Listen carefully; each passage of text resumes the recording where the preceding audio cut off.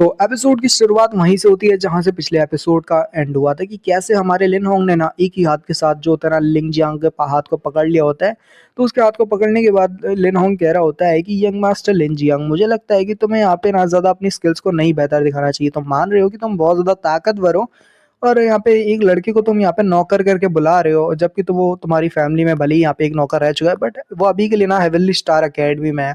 यानी कि यहाँ पे सभी लोग ना इक्वल होते हैं और तुम्हें यहाँ पे उसे इक्वली ट्रीट करना चाहिए, बट तुम यहाँ पे गलती कर रहे हो। अगर तुम्हें उससे इतनी ज्यादा गुस्सा है ना तो क्यों ना तुम एक फ्रेंडली स्पार कर लो उसके साथ। तो बंदा कहता है तुम यहाँ पे क्यों बीच में आ रहे हो, तुम यहाँ पे हमारे मसले में ना टांग अड़ा रहे हो, जबकि ये हमारी फैमिली का आपस का मसला है और तुम ये मेरी फैमिली और उसकी फैमिली के बीच में आ रहे हो। तो मैं नहीं लगता कि तुम दखल अंदाजी कर रहे हो। अगर यहाँ पे एक डुअल भी होगी ना तो वो मेरे और जिंगी के बीच में होगी। तुम्हें यहाँ पे बीच में आने की ना कोई भी जरूरत नहीं है। मैं यहाँ पे आगे बढ़ूंगा और खुद से डुअल करूंगा। तो मन में वो बंदा भी सोच रहा होता है कि यार मैंने अपनी पूरी जान लगा दी अपने हाथ को पीछे छुटाने के लिए, पर ये बंदे ने मेरे हाथ को इस तरीके से पकड़ा हुआ है ना कि मुझे वाकई में लग रहा है कि ये बंदा पहले से ही मेरी जो स्ट्रेंथ है ना उसको सरपास कर चुका है। यानी मेरे मेरे से भी ज्यादा ताकतवर है ये बंदा, बहुत ज्यादा खतरनाक है। मुझे इसके साथ टक्कर नहीं लेनी। तो साथ ही जो हमारा लड़का होता है ना लेनोंग कहता है जिंगी तुम्हारे क्या ख्याल है। ये जिंगी कहता है हाँ मैं तुम्हारे चैलेंज को ना एक्सेप्ट करता हूँ, यानी मैं इस डुअल के लिए तैयार हूँ। तो हम दोनों डुअल कर लेते हैं और देखते हैं कि कौन ज्यादा ताकतवर है।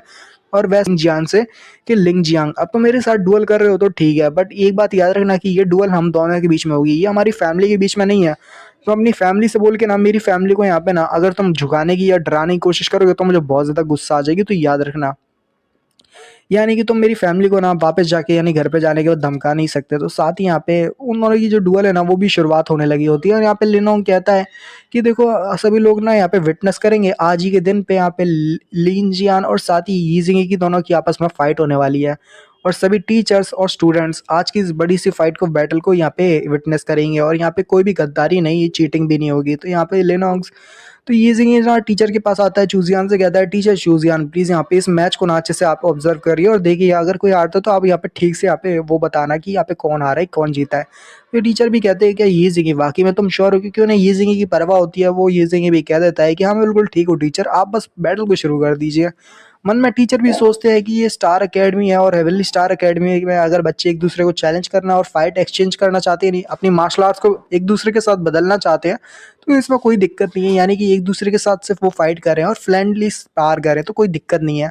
वो कहते हैं कि चलो पहले सभी लोग तैयार हो जाओ, इस फाइट को जल्दी से शुरू करते हैं। तो बंदा भी काफी खुश होता है, यानी हमारे लिंग जियांग जो होता है ना खुश होते हुए कहता है फाइट तो शुरुआत हो चुकी है। अब मुझे यहाँ पे उस लड़के का डर था यानी लेन होंग का, बट अब वो फाइट में हिस्सा नहीं ले रहा तो इस लड़के को तो मैं आसानी के साथ पीट दूंगा, ये जिंगी मेरे लिए कुछ भी नहीं है। फिर उसके बाद ना बच्चे भी यहाँ पे आज चिल्लाना शुरू कर देते कि देखो यहाँ पे फाइट हो गई। सब लोग वहाँ पे इकट्ठा हो गए ये बड़ी सी फाइट को देखने वाले होते हैं। एक लड़का जो है ना बीच में आके कहता है कि आज की जो फाइट है वो चालू होने वाली है और ये दो बच्चों के बीच में आने वाली है। एक मास्टर है जिसका नाम जान लिंग जियांग है, दूसरी तरफ से गरीब परिवार का है हमारे ये जिंग, और ये जिंग भी बहुत ज्यादा ताकतवर है। अभी से उसने नाम बनाना चालू कर दिया, देखते हैं क्या वो इस फाइट में जीत पाएगा। अचानक से ये जो खबर होती है ना वो लड़की तक भी पहुंच जाती है और यहाँ पे वो वो लड़की ना थोड़ा सा यूजिंग से ना दूर होती है, बट वो सुनती है कि दो लड़के आपस में बात करेगी। जरा देखो तो यहाँ पे लिंग जियान और एक और लड़की की फाइट हो रही है।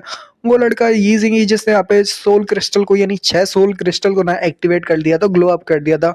उन दोनों की फाइट होने वाली है, चलो मजा आएगा देखते हैं उनकी फाइट को। तो यहाँ पे लड़की समझ जाती है कि वो यीजिंग है और यीजिंग ना यहाँ पे बैटल कर रहा है किसी पावरफुल बंदे के साथ। फिर वो यूनिंग की तरफ देखती है और कहती है यूनिंग क्या तुम समझी। तो वो कहती है कि क्या मतलब कहना क्या चाहती है। वो कहती है हमें चलना होगा और उसकी फाइट को देखना पड़ेगा। वो भी हैरान होती है कि क्या मैं भी चलूं। तो साथ ही उसे पकड़ के ना भाई उड़ा के ही ले जाती है और यहाँ पे वो कहती है कि चलो हम यहाँ पे देखते हैं कि आखिर वो ठीक है कि नहीं। उनके करीब आती है तो देखती है कि उनकी जो फाइट है ना बहुत जल्द चालू होने वाली है। वो लड़का क्या कहता है कि हाँ अभी स्टार्ट नहीं हुई, अभी स्टार्ट होने वाली है। तो यहाँ पे वो देखती है कि दोनों आपस की आंखों में देख रहे हैं और फाइट को शुरू कर दिया जाता है। सबसे पहले वो लड़का हमला करता है जिसका स्ट्रेंथ जो होती है ना काफी स्ट्रांग होता है, यानी कि उसका देखता है कि यीजिंग है ना उसके हमले को ना ब्लॉक कर दिया, सॉरी डॉच कर लिया। तो बंदा भी हैरान होता है और कहता है इसकी स्पीड तो काफी ज्यादा है यार, ये लड़का तो बहुत ज्यादा तेज है। और साथ ही यीजिंग है ना उसको नोटिस करते हुए और उसकी स्पीड को देखते हुए बहुत ज्यादा अच्छे के साथ रिएक्ट कर रहा होता है। जियांग कहता है कि तुम कितने ही ज्यादा बार उसको यहाँ पे ब्लॉक करे और डॉच कर सकते हो, ज्यादा देर तक नहीं कर सकते, तुम्हें कभी ना कभी तो मेरा मुक्का लगेगा और तुम यहाँ पे ढेर हो जाओगे। वो जब जब वो देखता है कि ये जिंग उसके बार बार हम लोग को ब्लॉक कर रहा है और डॉच कर रहा है तो वो भी शॉक हो जाता है क्योंकि ये ईज़िंगी की स्पीड ना काफ़ी ज़्यादा होती है उससे, उसका एक अटैक भी नहीं लग पाता ईज़िंगी को। ईज़िंगी कहता है तुम यहाँ पे मून्स फैमिली के यंग मास्टर लिंग, तुम बहुत ज़्यादा ही कमज़ोर हो यार लिंग जियान, मुझे लगा तुम काफ़ी स्ट्रांग हो गए, क्योंकि वो यहाँ पे ना अपने स्टार आइज़ का यूज़ कर रहे थे, उसकी स्पीड की देखने की ताकत काफ़ी बढ़ जाती है, क्योंकि वो किसी के भी हमले को ना देख सकता है, भले वो कितनी स्पीड से क्यों ना हो। तो कहता है क्या ये कैसे हो सकता है, बोला तुम मेरे हमले को कैसे देख सकते हो, फिर भी ऐसा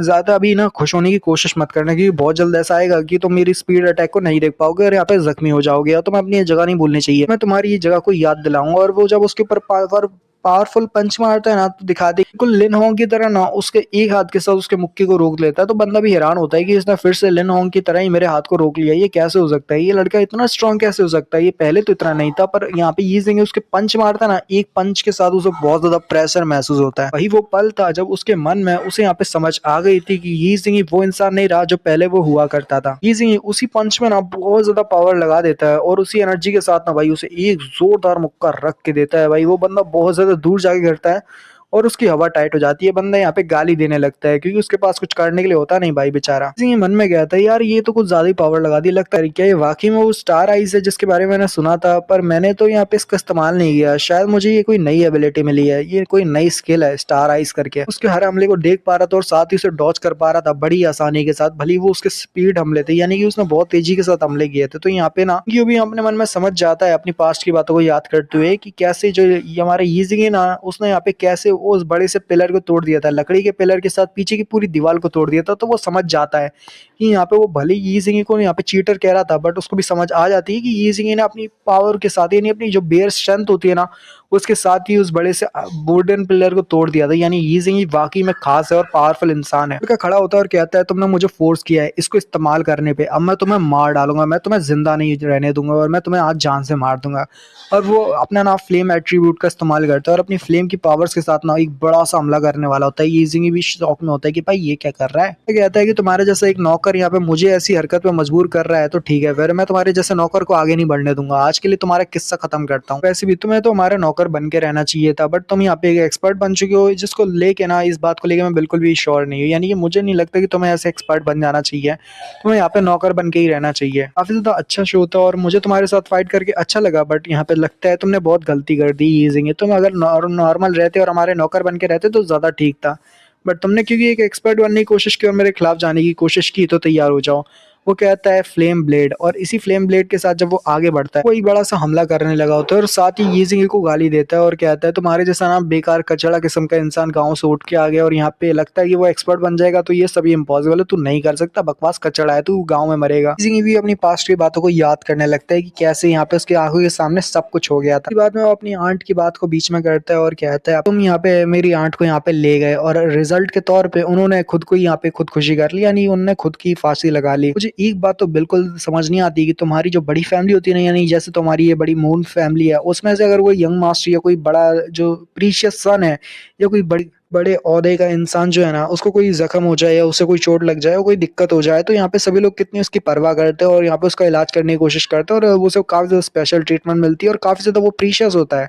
बट वहीं दूसरी तरफ हमारे जैसे जो नॉर्मल होते हैं ना गांव वाले, जो हम इतने ज्यादा मेहनत करते हैं, उन्हें बिल्कुल कचड़े के तौर पे देखा जाता है, उन्हें कुछ समझा ही नहीं जाता, जैसे कोई यहाँ पे कीड़े मकोड़े हो। तुम्हारे जैसे बड़ी फैमिली इसको लोगों को अच्छे से ट्रीट किया जाता है, जबकि यहाँ पे हमारे जैसे लोगों को कुछ देखा ही नहीं जाता। तुम हमसे हमेशा बहुत ज्यादा मात्रा में ना फूड वगैरह मांगते हो, काफी ज्यादा टैक्सेस ना चार्ज करते हो, जबकि हमारे जैसे जो काफी बड़े जो गांव में जो बड़े बुजुर्ग होते हैं ना, वो बिल्कुल ही भूख से मर जाते हैं काम करते करते। यहाँ पे उन्हें टैक्सेस भरते भरते इतना लंबा अरसा हो जाता है, क्यों हमारे बड़े बूढ़ों के लिए भी यहाँ पे खाने के लिए भी कुछ नहीं होता और भूख से ही वो मर जाते हैं। हमारे जैसे बड़े लोगों को ना यहाँ पे ह्यूमन बीइंग तो होते ही नहीं, यानी तुम्हारे जैसे जो बड़ी फैमिली के लोग होते हैं ना, वो हमारे जैसे लोगों को समझते ही नहीं। तुम ह्यूमन बीइंग तो बिल्कुल ही नहीं हो, तुम यहाँ पे इंसान ही नहीं हो, मैं तो कहता हूँ घटिया किस्म के इंसान कहते हैं। हाँ तुमने बिल्कुल ठीक कहा। और ये जिंदगी की तरफ हमला करके आगे गुजर जाता है और कहता है मर जा, और साथ ही यहाँ पे एपिसोड का एंड होता है।